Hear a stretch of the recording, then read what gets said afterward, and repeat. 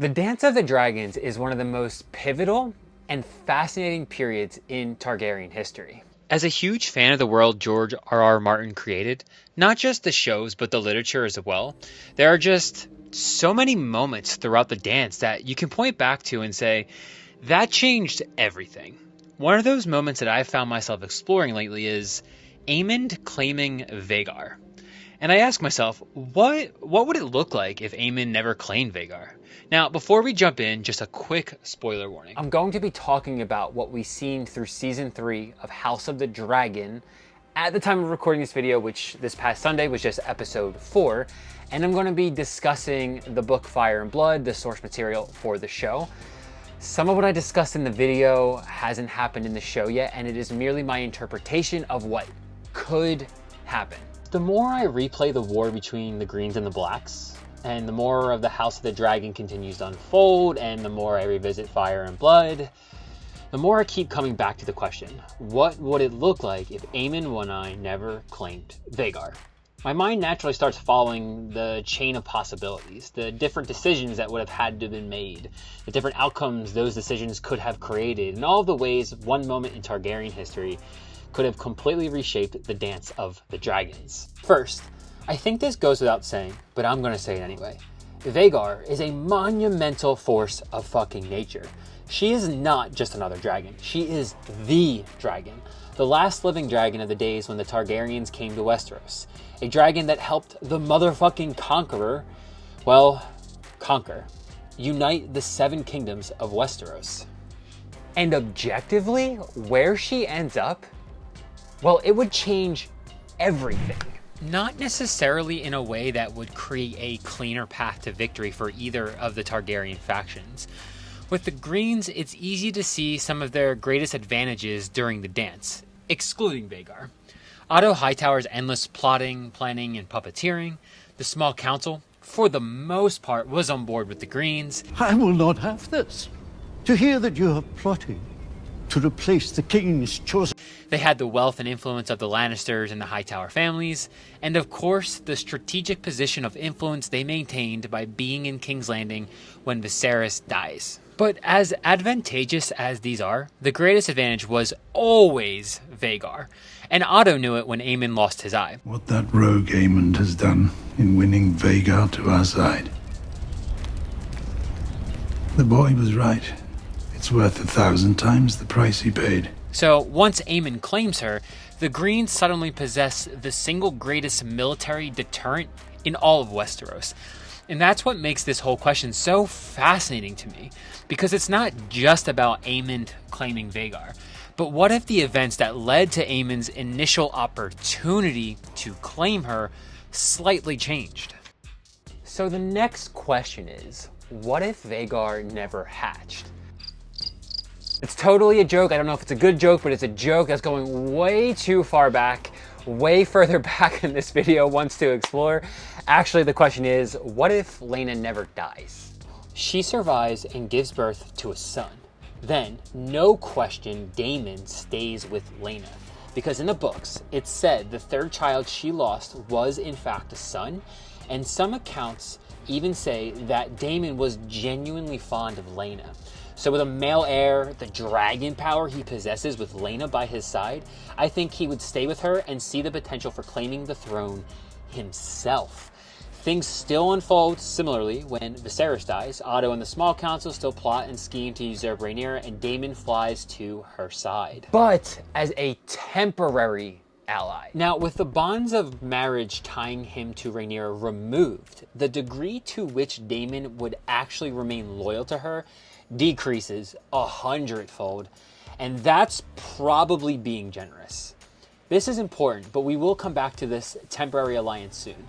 So then we can ask, what about Aemond? Does he ever claim a dragon? And here is where I think there is a perfect dragon for Aemond to claim based off of how he is depicted in the show.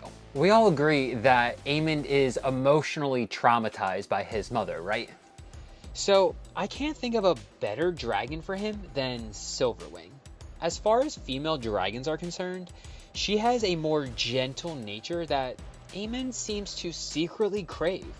She was written by a kind, compassionate, and devoted mother and queen, Alysanne, and Silverwing is on Dragonstone during the time he claims Vhagar. So it wouldn't be too far-reaching for him to go there one day and say, fuck it, try to claim her or Vermithor. But because Vermithor has serious BDE, he claims Silverwing instead. Now, let's come all the way back to the inevitable demise of Viserys. What do the Greens do? If I'm Otto Hightower, I'm still creating the same plans that we've seen unfold to usurp Rhaenyra. Silverwing changes things a tad, but it's still more than enough firepower to give the Greens the confidence they need. A lot of the major milestones of the dance still happen. Lucerys' death at Storm's End, the Battle of Rook's Rest, the Dragon Seeds, minus Ulf now, the Battle of the Gullet. They just unfold slightly different. And like I said before, Daemon's alliance with Rhaenyra is temporary at best. I think he sees his opportunity to use her to get to the Iron Throne.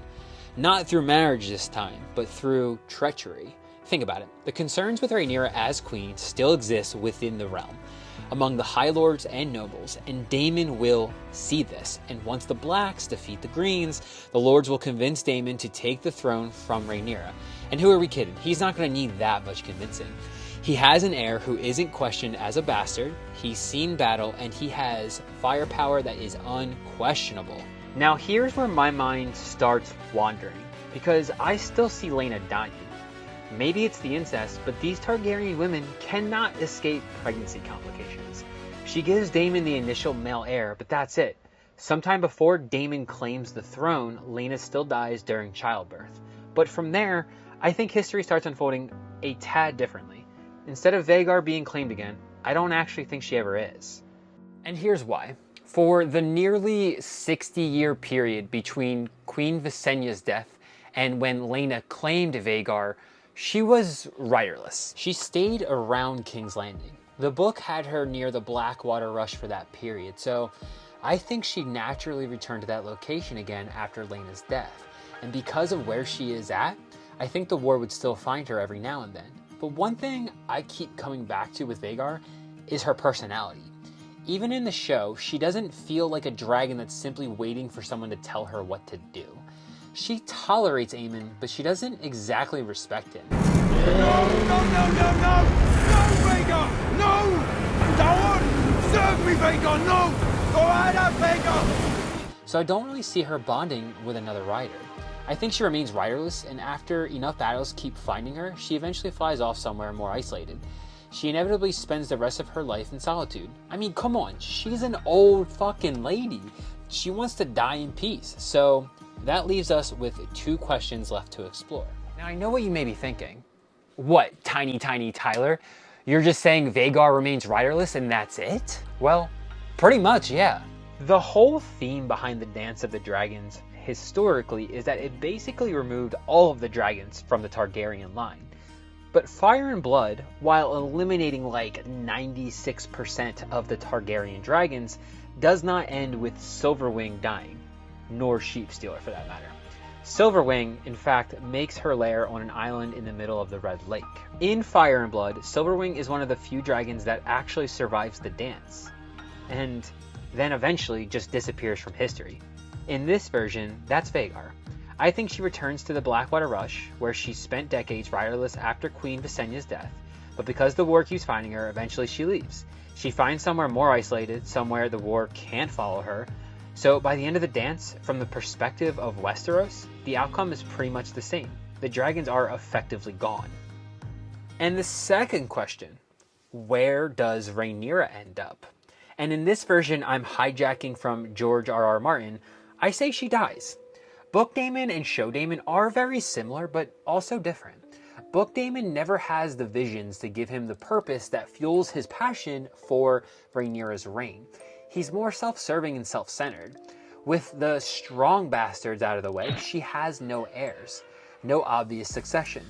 Daemon beheads her and is done with it. He could take her as a wife or as a prisoner, but I think he sees her too much as a threat to challenge him. He has an heir from Laena. He can easily remarry produce a stronger succession line, and the realm would back this. We see Lord Fleabottom claim the throne that he had been clawing at for so fucking long. And that's ultimately where my mind lands on it. At least for now. I don't think changing Vhagar changes everything about the dance, but I do think it changes enough that history begins to unfold in a very different way. And honestly, that's why I love George's world so much, because one moment, one decision, one dragon can send your mind down an entirely different path, and somehow it all still feels believable. Because there are so many moments throughout the dance that you can point back to and say, yep, that was the moment that everything changed. So, what do you all think? What do you think it could look like if Vhagar was never claimed by Aemond? Drop a comment down below.